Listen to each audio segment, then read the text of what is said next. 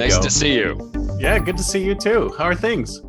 Things are going well for me. Actually, I don't know if you noticed the new headset, but I think those were your recommendations from the last time we Oh chatted. yeah, they look exactly like my other headset.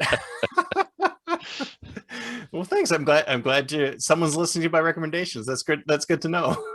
Although I feel like it goes with this aerial theme I have in my background, so Oh I feel yeah, like a pilot. absolutely. You're like a you're like a radio guy on the bomber or whatever that is back there.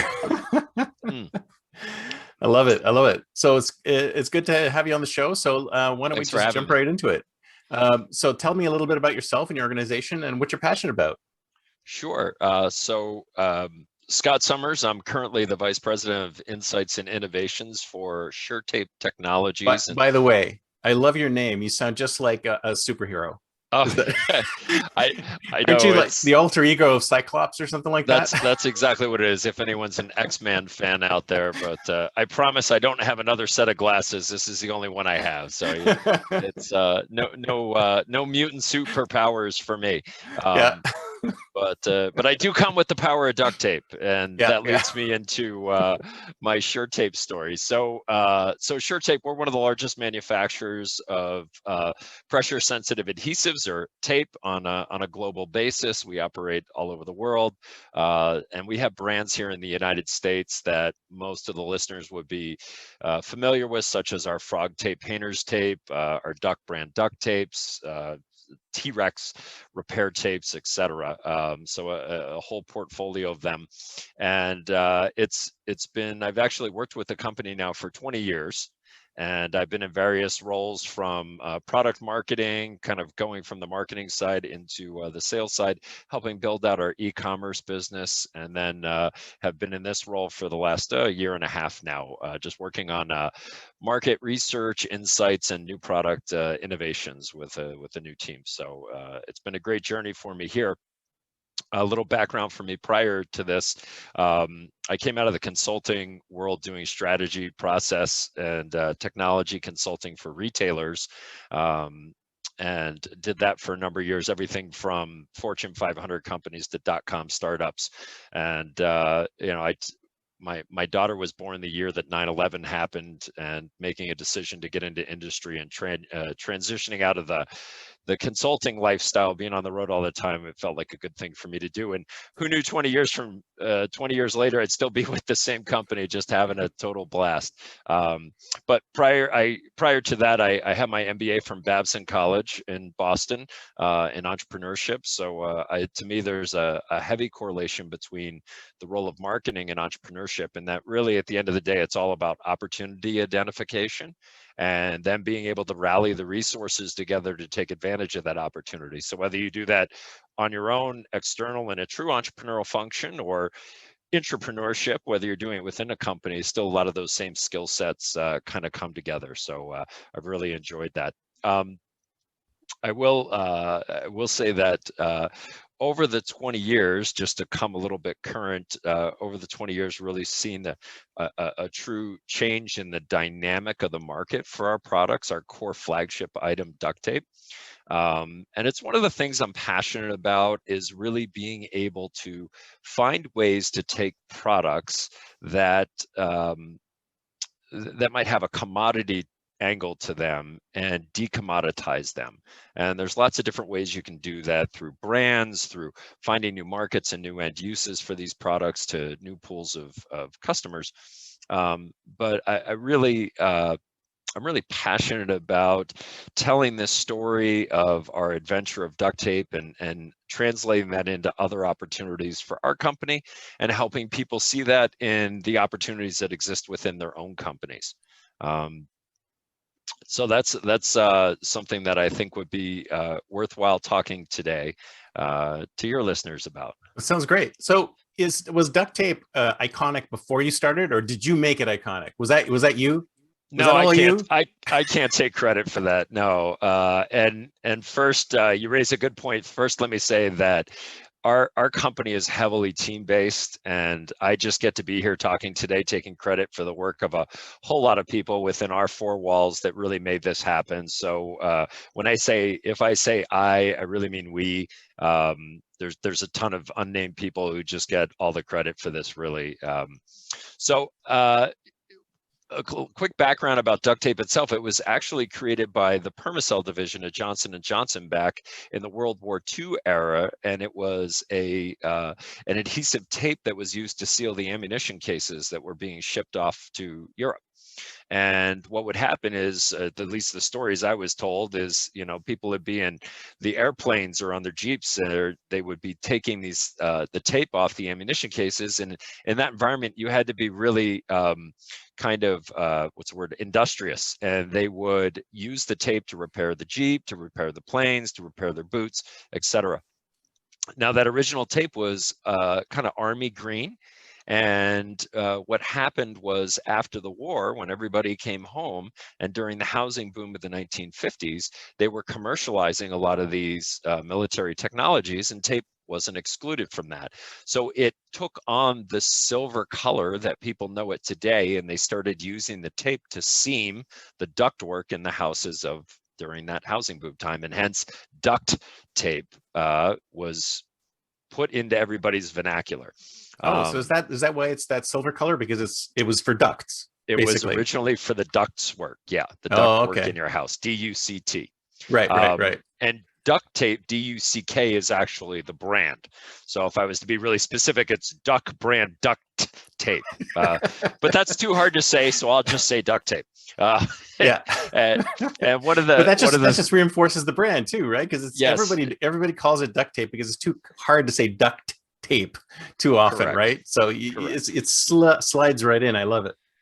So something that was really fun was that one of the entrepreneurial founder of our company here in Cleveland, the original Manco business, was a small Cleveland industrial company. They had, I don't know, it was like $600,000 or $700,000 in sales, and the company grew. That was in 1971, I believe, 71.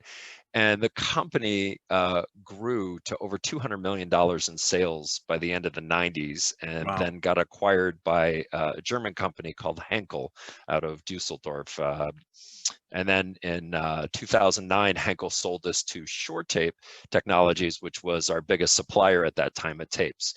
And so now we're all vertically integrated. The plants are ours. We're making the tapes and doing more of the marketing. But Jack Kale, the founder of Manco, really had a brilliant idea to trademark the brand Duck, D-U-C-K, in the early 1980s. And we're really the first to really retail package the tape in that way and brand it in that way, and sold it through the mass retailers that you would know out there.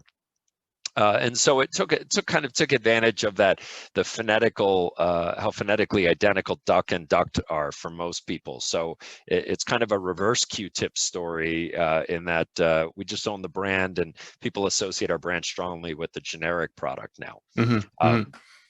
So very cool.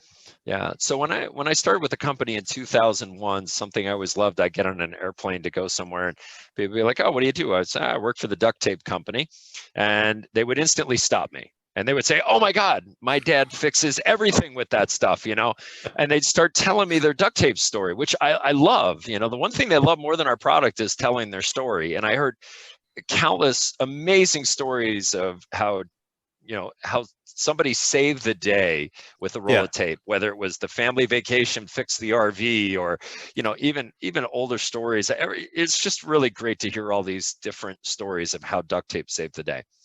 And you don't even have to ask for them; they just come at you, right? Because there's just so many people have so many good experiences with duct tape.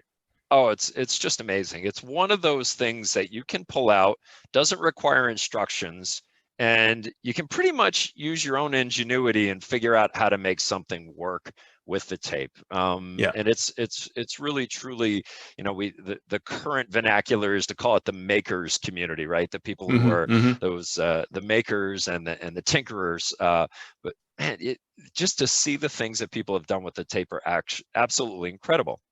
And what started to happen, we saw a number of letters come to the company in the 90s from what I affectionately call the blue-haired art kid in the corner, who was more that creative type. He made a duct tape jacket to wear to school to kind of say, stick it to the principal kind of deal. No pun intended. But that kind of irreverence attitude, but the creative nature of it. And so what we saw happen was, with the evolution of the iPhone being released in 2007, everybody wanted to be that creative person. Everybody was trying to be the blue-haired art kid in the corner, the Starbucks barista creative type, because they now had this new tool to take pictures and share, and social media started to evolve at that point. And so we saw this giant online community start to become created, and on our Facebook page, we quickly amassed nearly 6 million fans on our social media area. Wow, fantastic! And, we were very early. You guys already had an audience, right? You just needed. It's almost like you just needed another channel to channel the audience. It's correct. Well, and part of it was that this younger group of these creative types, they were teens to tweens. We had been talking to that group just because there was an anchor point with the creative type on our product. And we had started a contest in 2001 called Stuck at Prom. And it kind of started as a grassroots marketing campaign, and we were challenging kids to go to their high school proms in outfits made out of duct tape. Nice. And if you go to our website, if you go to duckbrand.com, you can see a section for the Stuck at Prom contest. I promise you will be blown away at the quality and caliber and craftsmanship of these outfits. And it's not what you would think. You might picture in your head someone wearing like a green tape dress. A gray tape dress. It's not. It's just incredibly creative. Well, plus you have all these different colors now, right? It's not just gray. It's not just silver anymore. It's right. There's so much to it. Part of that was to promote the fact that duct tape was available in colors that weren't just silver. And you get all the versatility and array of colors. And so this promotion for us, our Stuck at Prom contest, it was one of the few non-athletic, academic, or music-based scholarships that was available. So we had a lot of art students that would participate in it, and we got a ton of publicity off of it. If I was to tell you that program generated over 1 billion, yes, with a B, media impressions in the first decade of its existence, it was well worth the scholarship money we were giving away, and it was fantastic. It was kind of unique too, because the couple, each person would get $5,000, and we would donate an additional $5,000 to the schools back in the day, because it was a way to get the schools to accept the kids, that it wasn't a joke. They weren't showing up to do something offensive to prom, but it was really a great opportunity for the school too. So I can imagine some of the more straight-laced schools wouldn't have been too happy with something like that. No. So, but the participation's grown and grown throughout the years. Last year was our 20th anniversary of the contest. It's just incredible, and the way it's changed and the number of participants each year. It's really neat to see how it's been embraced. Now, I started to mention in that 2007-8 period, when social media really started to anchor in among that teen and tween group, we saw that there was a growing opportunity for us to really create some more products that would appeal to that demographic. And we had created some new printing technology that allowed us to do a printed version of the duct tape. So we started to evolve things like a tie-dye print or a fashionable pattern, and put those out in the market. And they really differentiated us from all the other traditional products that were out there, because we could just do these things that were really cool. And when we married that to the power of our social media and put an array of designs out, and then asked the community, hey, which one of these do you want to see? They would force rank them. And all we really did was we're smart enough to listen to them and give them back the designs that they had selected. It was really incredible. Now, from a business perspective, one of the reasons why I'm so passionate about this is that I believe that margin lives in emotion. That one of the ways you can decommoditize your item is find those emotional anchors and the things that people love about your products, and build upon those, make it an experience, because they stop asking the question, what's it cost, and start asking the question, what do I have to give up to get it?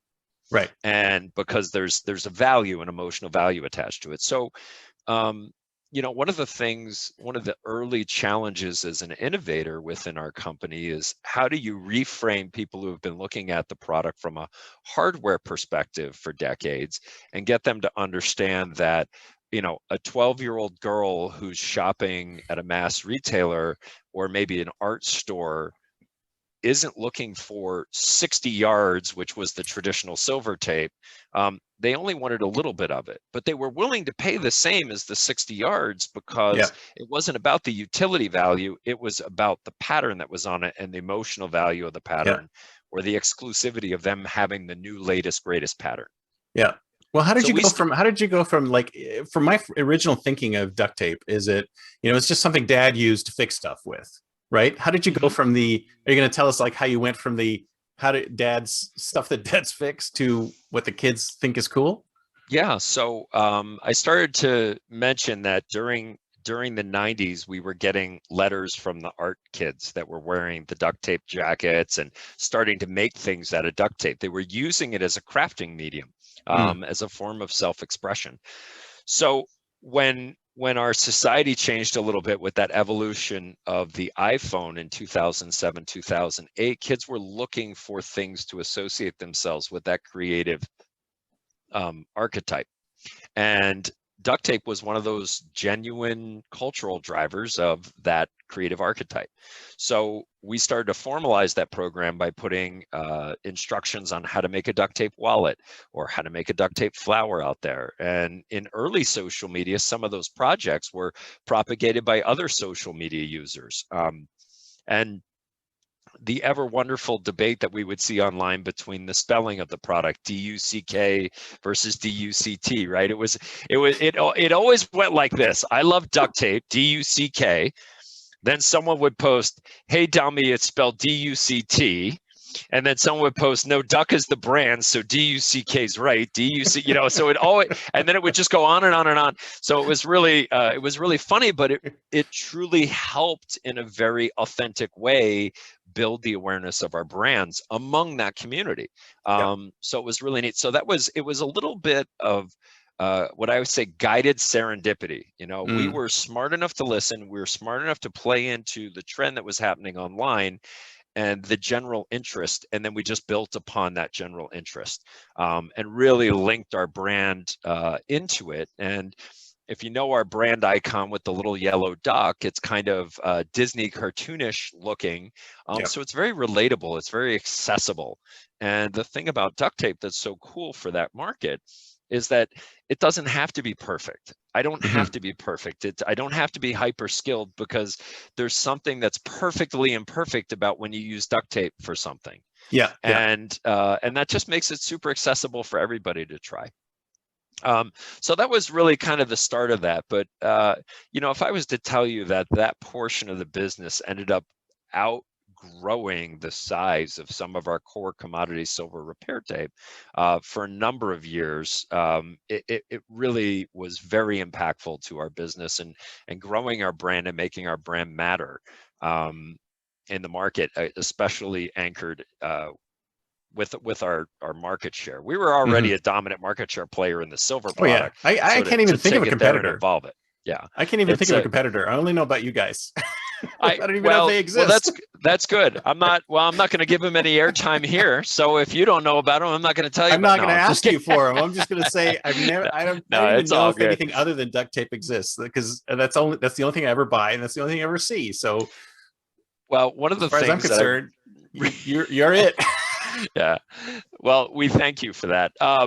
So one of the things that I love to tell people related to this whole story is that fast forward, 12 years after I started with the company, and I would get on a plane and I would tell somebody I work for the duct tape company.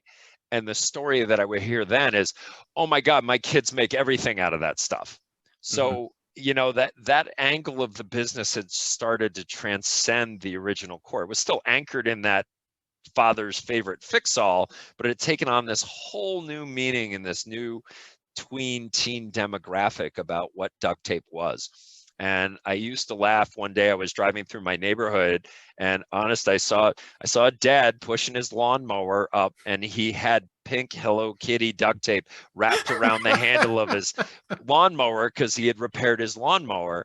And it made me laugh to think, I'm like, when I started, the kids would have to go down to the garage and steal dad's duct tape to go make something with it. And now dad needs to fix his lawnmower, and he's running up to the kids' room to take the kids' duct tape to fix his lawnmower. So it's I love it's it. kind of a You've won full when you see full something like circle. that. Yeah. So it was really a fun evolution for our business, and a time to be involved. And we were launching all kinds of really cool. I mean, when you think about tape, right? How much technology can you put into tape? But you can put a lot of technology into tape. Trust me. And like our Frog Tape brand, Painter's Tape, talk about changing the industry. So it's a patented product. There's a micro-absorbent polymer that's on the edge of the tape that reacts with the water that's in your latex paint. So when you paint, it instantly swells on the edge of the tape and seals the edge of the tape. So when you remove that tape, you have a super sharp, crisp line, which, again, remember I said margin lives in emotion, right? So if you've ever painted, and just when you thought you were done with your paint project, you took that tape off, and then you saw paint bleed under the tape and a horrible line, you're so not annoying. done, and you got to go back and clean it all up. Well, with Frog Tape, you don't have to do that. You just use that particular tape, and the technology solves that problem for you. So anyway, it's just it's been so much fun working with this company, and the personality of our brands and the fun nature of our products are relatable for a lot of people. So yeah, it's very cool because somebody who is entrepreneurial usually doesn't stick with a company, pun intended, for as long right for as long as you would, because you're going, oh, here's all these opportunities. But if you think about it, I mean, you're basically doing a number of different jobs within the same company. So as long as they're cool and interesting and different, and it grows you, why not, right? Why not stay where you are? Well, and it's always trying to look at what's happening in the future too, and then figure out where the growth's happening and how to adjust. I mean, we were talking for a while, watching that whole creative type evolve through technology and being able to play into that, watching the DIY trends and all the painting design trends and playing into that with this technology. So it's we continue to look at that future viewpoint, and then try to decide how can we deliver those solutions into where the market's going. So that's a fun, it's just a fun task. And if I was to tell you, talk about longevity in your career with a company, and people talk to me like, well, you've been with the same company for 20 years. Isn't that boring? And I'm like, you know what, if I was to tell you that I've been able through duct tape to be involved in television commercial production. We did a pop-up shop off of Times Square in New York City one year with all about color duct tape. Project Runway, we were the non-traditional material challenge on a Project Runway episode. So okay, I gotta find that episode and watch it, because I think it's gonna be hilarious. Oh, it's amazing. And the caliber of, we have some of these dresses still in our office today. The caliber of this craftsmanship, it's incredible what you can do with this product. So it's just, and then it just popped up on my Facebook page. I guess it was 5 or 6 years ago. I had a chance to be on national television on CBS Sunday morning. They did a little whole take about duct tape couture and this whole phenomenon that had happened in our market. So I even got to be on national news. So nice. For the right reasons, I got to be on national news. So it was just it's been really fun. So very, very cool. So how does you were mentioning in your note that you wanted to talk a little bit about your sort of like life philosophies. How did that connect and play into your time at Duct Tape or Shur-Tape, or whatever your company's called? I don't even know what your company's called anymore. It's just Duct Tape to me. yeah. So the corporate name is Shur-Tape Technologies. Okay. And a little plug for my company, because they're awesome. 5th generation family owned company out of Hickory, North Carolina. Nice. Just, it's one of the things that's helped with the longevity of many people with our company, is just the caliber and quality of the owners, of all the executives. They're nice. A phenomenal group of people, and we have a giant rock outside our office in Avon that's engraved, and it says, "Our people make the difference." And it's truly a deeply caring philosophy about the people that you choose to work with. Fantastic. And I love it. we're not commodities to that business. We're not numbers. It's really it's just that type of family environment. So I really cherish being part of it. But your question was about my personal philosophy. So one of the things that I really love and stick to is this whole concept of Eastern No pun intended. Yeah, Eastern versus Western philosophy. And in Western philosophy, or culture, there's a lot of if then attached to your happiness. If I get this job, then I'll be happy. If I get that big house, if I get this particular car, if I get this promotion. And the issue with all those things is that you're attaching your happiness to something that's scarce. There's only so many of those cars in the world. There's only so much of that house or so many of those jobs. And so we live in a world where we're anxious about our own happiness because I've got to compete with everybody else around me. Yep. Not for the job, but for my happiness. And so how am I going to treat the people around me if I'm competing with them for my very own fundamental happiness? Yeah. And the reality is there's an alternative. And the alternative can be shown to us in some of the Eastern philosophies where they discuss things like happiness is a choice. You can wake up every day and simply choose to be happy. And it sounds really strange, but it's true. It's a choice. And then when you live in that mental perception of happiness and choosing to be happy, it's not attached to anything scarce. It's abundant. Yep. Happiness is abundant. It's infinite. Love is abundant. It doesn't mean every day's unicorns and rainbows and sunshine. It's not. But you can choose to be happy. And then what will happen is you will actually attract into your life all those things that fundamentally support your happiness. Yep. And there's a gentleman here in the Cleveland market. I saw him speak one time. He told this great story, and I'll send you the link after. His name's Param. He was discussing the story. He said, so picture a BMW convertible in northern New Jersey pulling into the driveway with these two teenage girls, and the one's crying as they pull up in front of their mansion because they just came from the mall and they weren't able to get the latest iPhone that was just released because they were out and their life is over. Of course. And then flip to the next picture, which is two kids in India on top of a garbage pile, smiling in the sunshine, playing with an empty can and a piece of string. And no, you're absolutely right. I mean, if you think about it, I mean, this discussion, have you seen those things where they talk about, like, your outward appearance changes the way you feel? So if you want to feel more powerful, you put your hands on your hips and you do the power move. And the other studies which say that, no matter what happens to you, you always like level out at a certain level of happiness. Like if you win a lottery, you're happy for a while, then it comes back down, or something horrible happens to you, you're unhappy for a while, but then it comes back up. Because it's like, it tells me that it's not external things that dictate your level of happiness. It's totally it totally comes from within, but we've forgotten that fact. It's very true. And so one of the things that I'm really grateful for with my company is they provided me with the opportunity to truly be an entrepreneur. So about 10 years ago, actually, I know it was 10 years ago this month, I had an opportunity. Happy anniversary. With my wife. Thank you. With my wife to open an indoor cycling studio here in the Cleveland market that was dedicated to indoor cycling, that is rhythm-based and all about teaching you a growth mindset, basically while you're having a dance party on the bike. And nice. Oh yeah, by the way, the cardio workout happens, but it's really more about working from the inside out. And hence the name of the studio is called Cycle. It's PSYCLE. Is the I love it. Did you come up with the name, or did your wife come up with the name?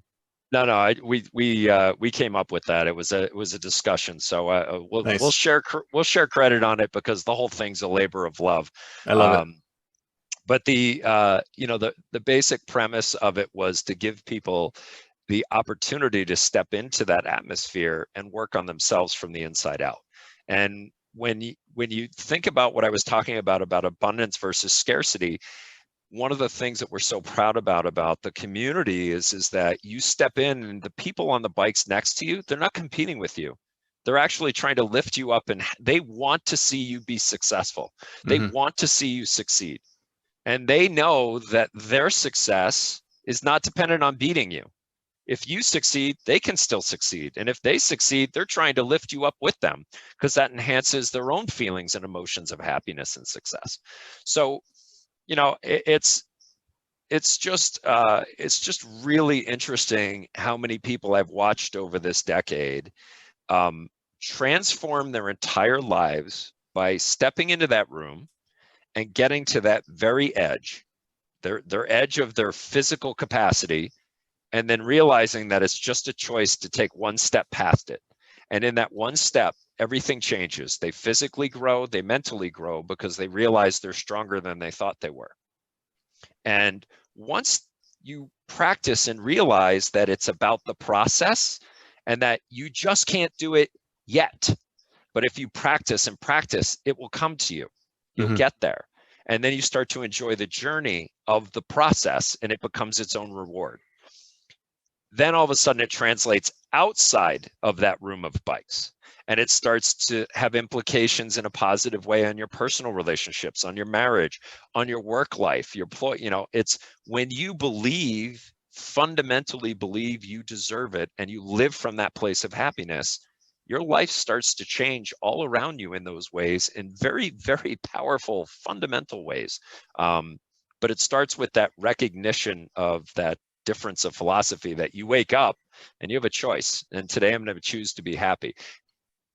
So we also express, there's light and dark in every day.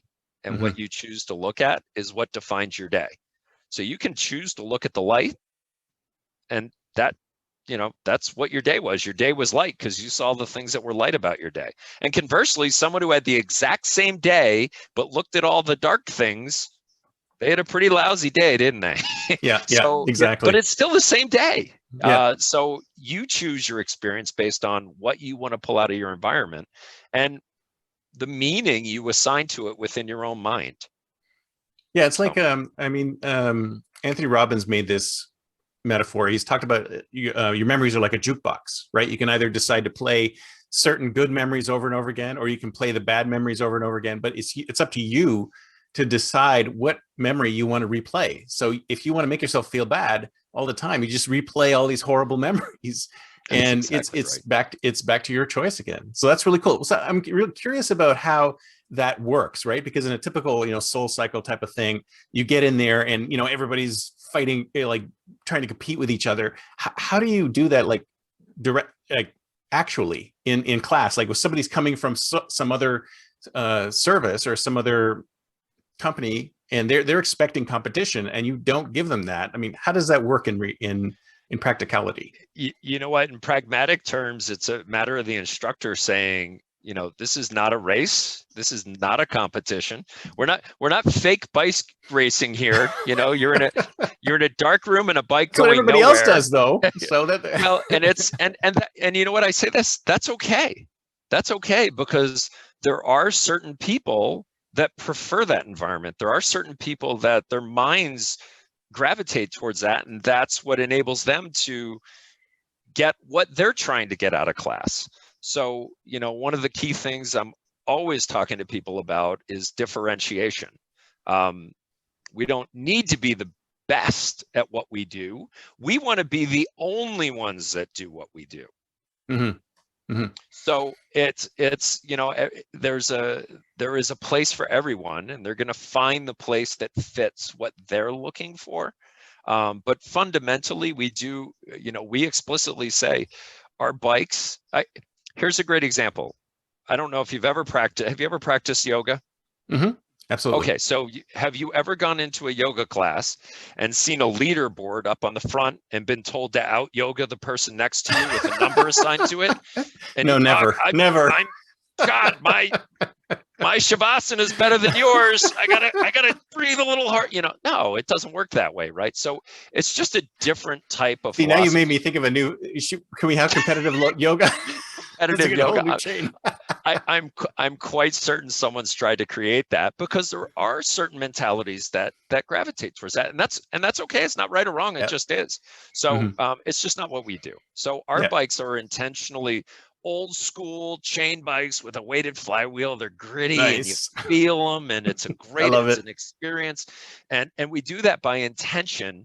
And it's disconnected, because guess what? We go to work every day and our lives are so measured and so connected. This is your 60 minutes to turn off your watch, turn off your phone, be there for you and actually think, because no matter how hard you try, your Fitbit is never going to read happy. Yeah. Yeah. So unless you can hack it and program it. Unless you can hack it and program it, right? But if you attach success of that ride to a number on your Fitbit, you're setting yourself up to fail, because there's only so much time and output. And I'm not saying that there's not value in measuring things ongoing so that you understand whether you're making progress or not, but there's a tremendous amount of value that can be unlocked for most of us by spending that 60 minutes disconnecting. And no, I love it. What's happening here. I want to travel there and check it out, because I think it's really cool. Are you planning on expanding to other locations, or? I get that. I get that a lot, and we're not offering classes. When are you starting a cycle in San Jose? So we'll get you to Cleveland someday and get you in a class. I promise you won't be disappointed. But there's it's the reason why our website's called cycletherapy.com, is because it's all about that working from the inside out. Oh my God, I love it. This is great. But I want to. But I bring up all that because I take that entrepreneurial mindset, that growth mindset, and I apply those same teachings to my teams at work. I work with the people in my office about that, and I bring that energy, positive energy and mentality to duct tape. I love that. That's so cool. Everybody wins, and I really I'm so grateful to the owners of our company for giving me this opportunity, because not every company would allow people to do that. And now 10 years later, the side hustle, as everybody calls it, I think I read statistically that 2/3 of American corporate workers have some type of side hustle. Oh yeah. So I because it's usually their job is not the thing that they love. It's their side hustles that they love, but they can never make enough money at the side hustle. So there's always an imbalance there, unfortunately. Well, I think the benefit for my wife and I, she works in insurance full time. She's a great career working for her company, and the studio, the roots of it, I think part of why it works is because we don't have to pay our bills with it, and we use it as a mechanism to give back to the community. So and we can be very generous with that because we don't, because of that situation. So that gives us something that's a little bit different in our market. So we're grateful. We're grateful to our clients. Our mantra is rock, ride, love. The rock is obvious, the ride's obvious, and the love's the community and that nurturing space that makes it safe for people to come in and literally transform their lives. So I'm fantastic. I'm a little passionate about that portion of my life, but I'll tell you what, I'm equally passionate about duct tape because I love the product. I love what we do. And I think, I tell people inside our company all the time, I'm like, how many people do you think had their weekend saved because of our product? How many kids' soccer games were saved? How many moms got home because they had a roll of duct tape in the car with the kids in the car and they were able to fix something to get them home, or their family vacation was saved? So there's a real sense of genuine purpose and satisfaction to be had when you deal with a product like that. So it's, I'm just trying to live from that perspective of gratitude and purpose in all facets of my life. So. I love it. I know you're not a superhero, but the stuff is like a superhero, basically. We can do so much. I love it. Hey, trust me, I say all this stuff, and if anybody out there has actually figured it out, please give me a call and let me know. All right. I'd love to talk to you. I love it. Yeah. Okay, so now it's time to think like a futurist. It's the year 2031. It's 10 years from now. Where will you be? Where will your company be? Where will what's it called? Cycle? Cycle. Yeah. Yeah. Cycle. Where will Cycle be in 10 years? Um, so, I think one of the things, where will I be in 10 years? I really hope I'm still here as part of this company, making a difference for as many people as I can, both Mhm. inside our company and out. Um, I love our products. I love where we're going. I think the evolution of technology, we're working on some things to link tape with digital things, and I can't be more specific than that at the moment, but it's really exciting when you start to see the application of technology with these everyday physical products, and the things you can do with them are super cool. So 10 years from now, I hope that that's a big part of our business that's been realized. And I think the markets in general, geez, I was just telling somebody I finished grad school in 1998, and Google was in its infancy. And I was thinking about how the fact that we barely used search engines and the internet to get through grad school, we Mhm. didn't have, we didn't have iPhones to do all that. No. And it's just been 10 years later, all that stuff existed, right? So I think as I look 10 years in the future, geez, I hope I don't have to drive anymore. I really hope that most of the vehicles are autonomous, not because I don't love driving, but I think that our time can be infinitely more productive in those moments. And I think most people are probably on their phone instead of driving anyway right now, based Yeah, on my exactly. observations. So it'll be safer for all of us. Yeah, the But sooner we can get human drivers off the road, the better, if you the ask better, me. the better. But I think that technology, I think we're going to find that there's going to be a real balance. One of the lessons learned from this year is that we can do really, really hard things as a community, Mhm. as businesses, as citizens. And coming through, I hope we take that into more hybrid environments with more flexibility and more inclusion for all of us to really recognize and understand that there's the expressions equifinality, multiple paths to the same end. Mhm. And it doesn't have to look like what we might have concretely put in our minds. It had to be like, you have to be in the office 5 days a week in order to run this business. No, you don't. Yeah. Says who? Yeah. And we just We've proven it. proved We've we just proven it. proved that you don't have to. Now, Yeah. we've also learned that, 100% hybrid environments present a lot of new challenges. So I Mhm. think 10 years from now, the business models are going to be really, really exciting and cool and flexible, in ways that we can't even imagine right now, because technology is going to continue to evolve. And so as we work in a more global environment with global teams, that geez, what's time going to look like? It Mhm. is our current definition in as little as 10 years of what the work week is. That really has an opportunity right now to radically evolve Oh in yeah, what our absolutely. definition of the work week. So I think that's one facet where our lives, it's not it's not work-life balance, it's work-life blending. And Mhm. so what is your week-to-week calendar going to start to look like as we get into these non-traditional work weeks and non-traditional environments? Um, I don't have the answer for that. If I did, I'd probably be working on something right now to solve it. But I will tell you that I think it's really exciting to keep an eye on the technologies that are enabling that type of flexibility.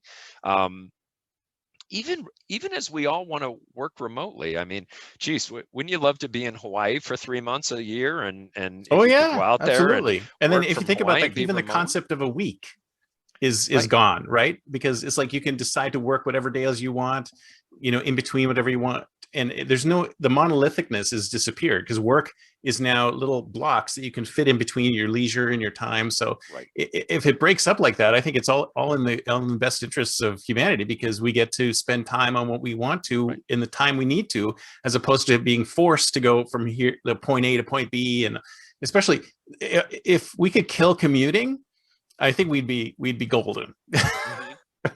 Well, I think there's two facets to killing commuting.